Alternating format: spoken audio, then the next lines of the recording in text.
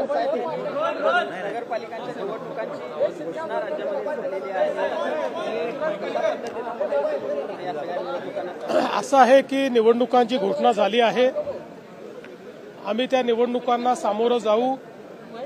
तीनही आमचे जे पक्ष आहेत ते आपापल्या परीनं त्या स्तरावर युतीच्या संदर्भात निर्णय घेतील।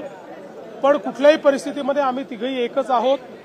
कुठे युती झाली नाही तरी आमची पोस्टपोल युती होईल। त्यामुळे मला असं वाटतं की या नगरपालिकेच्या निवडणुकीत महाराष्ट्राची जनता मोठ्या प्रमाणात आमच्या महायुतीलाच कौल देईल। उद्धव ठाकरे आज मराठवाडा विदर्भाच्या दौऱ्यावर आहेत। कसं बघताय दौऱ्याकडे? हे चांगलं आहे, विरोधी पक्षाचं काम आहे। पहिल्यांदा उद्धवजी बाहेर पडले आहेत, त्यामुळे मला आनंद आहे।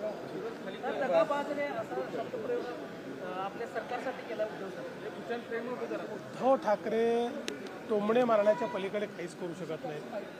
मी तर यापूर्वी देखील सांगितलं की विकासावर केलेलं त्यांचं एक भाषण दाखवा आणि 1000 रुपये मिळवा।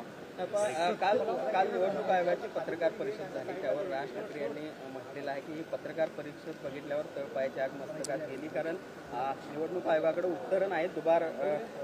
त्यांना एकच उत्तर पाहिजे, ते म्हणजे निवडणुका पुढे ढकला।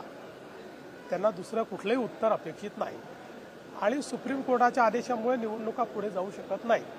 त्याच्यामुळे त्यांना अपेक्षित उत्तर मिळू शकत नाही।